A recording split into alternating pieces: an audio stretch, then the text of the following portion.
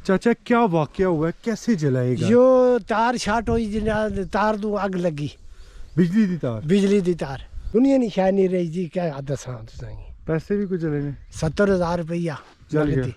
नगदी। हमारी पेश ही कोई नहीं पी है, पानी बहुत डाला, सब कुछ किया, लेकिन हवा उधर से हुई है। फिर तो एक 5 मिनट में दोनों छप्पर जल कर राख हो गए ना। बच्चा बचा लिया, लेकिन खुद जो आग इतनी तेज थी कि उसकी ये चीज ये सब जल चुका है।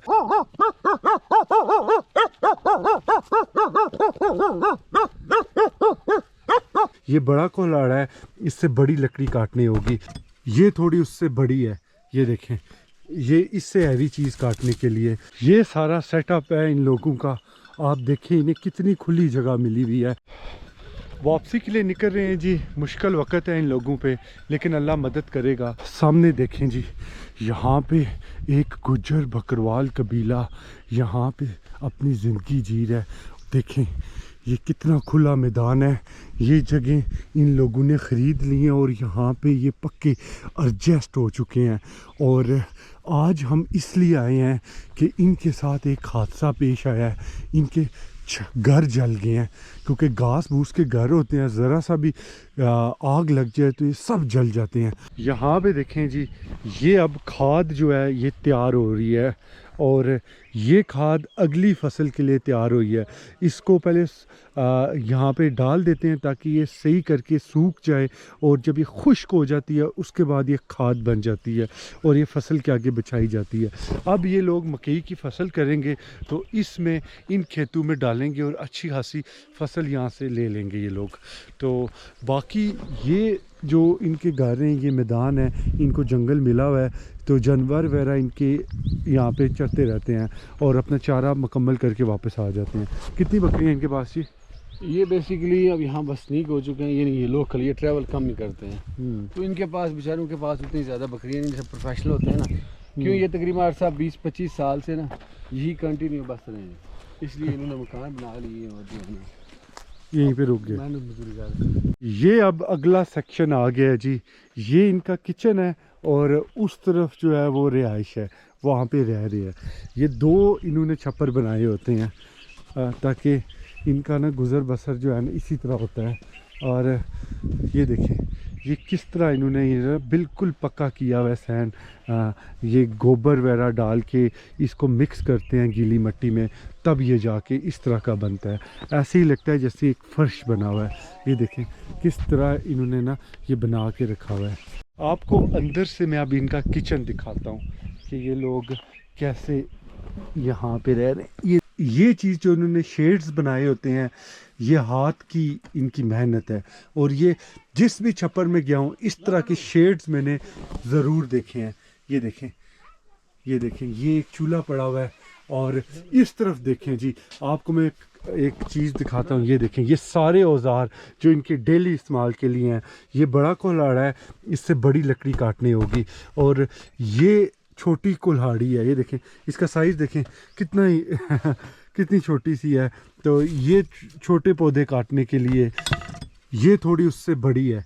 ये देखें, ये इससे हैवी चीज़ काटने के लिए, और ये देखें ये इससे भी ज़्यादा हैवी है। ये सबसे बड़ी है जी कुल्हाड़ा। और ये देखें किस तरह तेज़ करके उन्होंने रखे हुए, क्योंकि ये डेली ये औजार इस्तेमाल करते हैं ना, तो इस वजह से। अब ये किचन है, ये सूखा घास लगा हुआ है देखें, लेकिन फिर भी ये भी आग से बचा हुआ है। लेकिन कोई पता नहीं होता कि ज़रा सा कुछ उड़े और यहाँ पे पड़े और आग लग जाए। हाँ जी महबूब साहब, ये क्या हो रहा है? सर आज तो जदीद ब्लेंडर और ग्लेंडर आ गए हैं। हाँ। लेकिन ये पुराने वक्तों की इनके पास देखें, ये डंडा भी टूट चुका है। ये खासा लंबा होता है, तकरीबन 2 फुट के करीब होता है, लेकिन टूट कर बिल्कुल 4 इंच ही रह गया है। अच्छा। और इससे ये ना इस तरह बिल्कुल पीसीज करने के लिए कूटना पड़ता है। यानी अगर दबा कर मारें तो ये पीसीज हो जाते हैं, और फिर जो है ना वो मिर्च वगैरह या चटनी वगैरह जो बनाते हैं ना, वो इससे बन जाती है। या आप लहसुन वगैरह उनको अगर ब्रीक करना हो तो उसके लिए ये लंगरी यूज़ होती है। इसको हम अपनी ज़ुबान में लंगरी कहते हैं। इमेजिन करें ये आपके रहने की जगह है और यहाँ से व्यू चेक करें पहाड़ों का। महबूब साहब, यहाँ पे इन्हें रात को ठंडी हवा लगती होगी? हवा ठंडी लगती है, लेकिन जब अगर आप नेचर लवर हैं तो फिर इमेजिन कर सकते हैं। आम जो बंदा है जो ट्रैवल नहीं करता या नेचर लवर नहीं है, उसको क्या पता है इस माहौल का कि अब ग्राउंड देखिए, सामने पहाड़ है, उस पे ग्रीन दरख्त हैं और मैदान उतराई और टॉप पे ये घर बना हुआ है। और घर भी कैसा बना हुआ है देखें, इसकी छत जो है ना वो घास की है और ये मुकम्मल छप्पर जो घास का बना हुआ है।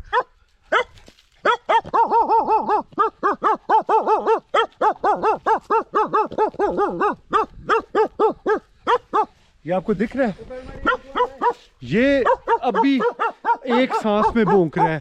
और लोग कहते हैं जी जो बकरवाली कुत्ता होता है ये कभी एक सांस बचपन में नहीं, बड़े होके एक सांस में भौंकते हैं।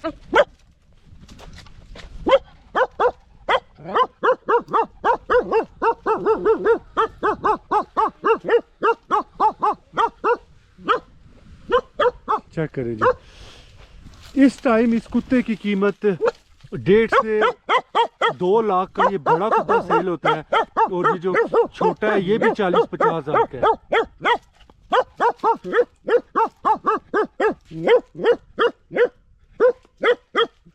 अभी अकेला है, अगर इसके साथ हो नहीं, ये कुत्ती है, ये कुत्ता नहीं है। इनकी जो भौंकने की आवाज़ होती है यही सबसे इनकी कीमत होती है जी। ये एक सांस में भौंकते हैं। ये देखें, इनके जो सर्वाइवल का होता है यही इनकी लकड़ियाँ होती हैं, यही सब कुछ होता है। ये इसी वजह से यहाँ पे सर्वाइव कर सकते हैं, वरना इस महंगाई के दौर में इनके लिए रहना बहुत मुश्किल हो जाएगा अगर ये लकड़ी और जलाने का सामान वगैरह इनको ना मिले तो। ये सारा सेटअप है इन लोगों का। आप देखें इन्हें कितनी खुली जगह मिली हुई है। ये अब अपने जानवर भी यहाँ पाल सकते हैं, खुद भी रह सकते हैं और खेती बाड़ी भी कर सकते हैं। ये इस बकरवाल कबीले ने ये जंगल ख़रीद लिया हुआ है और 40-45 साल से इन्हीं जगहों पे ये रह रहे हैं। ये गाय रखी हुई है इन लोगों ने। देखें ऊपर जो छप्पर है उसमें इन लोगों ने अच्छे खासे अपने जानवर बकरियां वगैरह रखी हुई हैं। जब भी इन्हें कोई ज़रूरत हो पैसों की या कुछ भी तो यही बेचते हैं और इसी से ये लोग ज़िंदा रहते हैं। मैं इस टाइम हूँ जी एक बकरवाल कबीले के घर, और इनका घर आप देख सकते हैं राख हो चुका है, जल चुका है, सब कुछ तबाह और बर्बाद हो चुका है। ये हैं चाचा फारूक और ये इस कबीले के बड़े हैं। ये इन्हीं का घर था जो जला है।